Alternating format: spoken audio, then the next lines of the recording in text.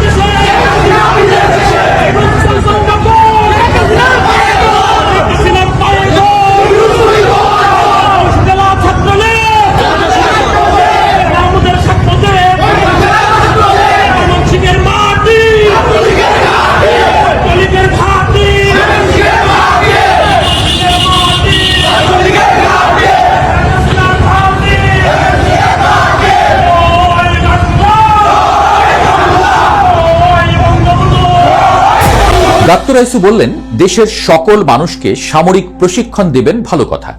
সেটা শুরু যখন করবেন তখন করবেন, কিন্তু তার আগে প্রজেক্ট কইরা নিজেদের নির্বাচনী এলাকা কভার করা যায় এমন সংখ্যার কিছু মানুষকে, মানে 9000 জনকে তড়িঘড়ি এই প্রশিক্ষণ দেওয়ার অর্থ দেশে রক্ষী বাহিনী তৈরি করা।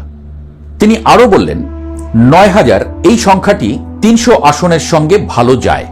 প্রতি আসনে 30 জন প্রশিক্ষণপ্রাপ্ত নিজেদের লোক রাখা সম্ভব হবে। এতে যারা পুলিশ এবং দলীয় কর্মীদের চাইতে বেশি ক্ষমতা বহন করবেন। দোয়া করেন এই আশঙ্কা যাতে ফল লাভ না করে। ইউনূস সরকারকে অবিলম্বে এই আয়োজন বন্ধ করার পরামর্শ দিচ্ছি। যদি আপনি এই আলোচনার ভাবটা ধরতে না পারেন, তাহলে মূল বিষয়টা শোনেন। বিবিসি বলছে, প্রায় 9000 তরুণ তরুণীকে আত্মরক্ষা ও অস্ত্র চালনার মৌলিক প্রশিক্ষণ দেবে সরকার। গত 21শে অক্টোবর এমন খবর বেশিরভাগ গণমাধ্যমে আসে। এর মধ্যে থেকেই কানাঘুষা শুরু হয় সামাজিক যোগাযোগ মাধ্যমে। প্রশ্ন ওঠে, হঠাৎ করে নির্বাচনের মাত্র 3 মাস আগে এমন প্রশিক্ষণের প্রয়োজন হলো কেন? গণমাধ্যমে আরো বলা হচ্ছে, দেশের ক্রীড়া শিক্ষা প্রতিষ্ঠান বিকেএসপি কেন্দ্রে 8250 জন তরুণ ও 600 তরুণীকে 15 দিনের আবাসিক প্রশিক্ষণের সুযোগ দিচ্ছে যুব ও ক্রীড়া মন্ত্রণালয়। 18 থেকে 35 বছর বয়সী বাংলাদেশের নাগরিকরা এই প্রশিক্ষণের জন্য আবেদন করতে পারবেন। আত্মরক্ষামূলক নানা কলাকৌশল ও শুটিং শেখানো হবে এই প্রশিক্ষণে। তবে প্রশিক্ষণের সঙ্গে সংশ্লিষ্টরা বলছেন, এগুলো মৌলিক বিষয়। এই শুটিং মূলত এয়ারগান দিয়ে হবে, যা বৈধ। এই প্রশিক্ষণ কার্যক্রম মূলত যুব ও ক্রীড়া উপদেষ্টা আসিফ মাহমুদ সজীব ভুঁইয়ার পরিকল্পনা।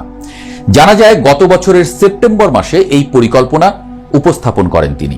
এরপর প্রায় 8 মাস আগে পরিকল্পনা পাশ হয়। প্রকল্পের বাজেট ধরা হয়েছে 28 কোটি টাকা। তবে প্রকল্প শুরুতেই সমালোচনার মুখে পড়েছিলেন আগ্নেয়াস্ত্র শব্দ ব্যবহারের কারণে। এরপর এই শব্দটি সংশোধন করে শুটিং ব্যবহার করা হয়।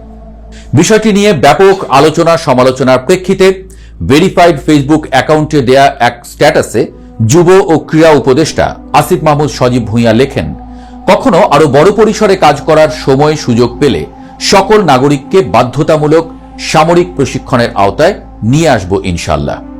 আমাদের ভৌগোলিক বাস্তবতায় সত্যিকার অর্থেই সার্বভৌমত্ব অক্ষুণ্ণ রাখতে হলে গণপ্রতিরক্ষার ও সামরিক সক্ষমতা বৃদ্ধির বিকল্প নেই।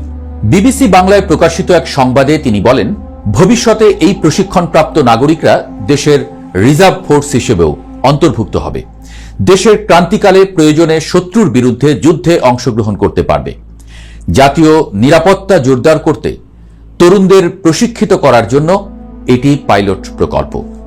আইডিয়াটা হচ্ছে গণপ্রতিরক্ষা বাস্তবায়ন করা বাংলাদেশে। আমাদের সামরিক এবং ভৌগোলিক বাস্তবতায় এটা আমাদের জন্য অপরিহার্য। সব সময় যে যুদ্ধ করতে হবে এমনটা নয়, কিন্তু তারপরেও একটা মোরাল থাকা যে রিজার্ভ ফোর্সের সংখ্যাটা বাড়ছে। যে ভৌগোলিক সামরিক অবস্থান বাংলাদেশের আছে, সেখানে গণপ্রতিরক্ষা ছাড়া আমাদের অন্য কোনো উপায় নাই। কারো যদি মৌলিক প্রশিক্ষণ থাকে, সে অ্যাটলিস্ট জানবে যে কিভাবে একটা অস্ত্র চালাতে হয়। তার হাতে অস্ত্র তুলে দিতে পারলে দেশকে সার্ভ করতে পারবে।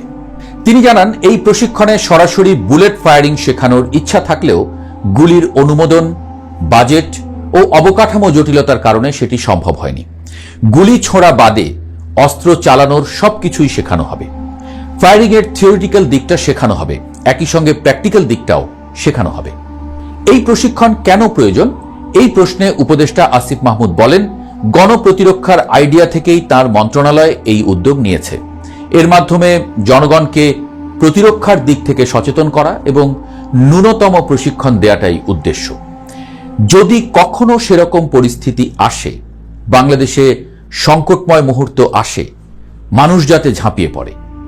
আমার মনে হয়েছে যে দেশে যদি কখনো সিকিউরিটি ক্রাইসিস হয় এবং আমাদের যে ভৌগোলিক বাস্তবতা, সেটা হওয়াটা অস্বাভাবিক কিছু না।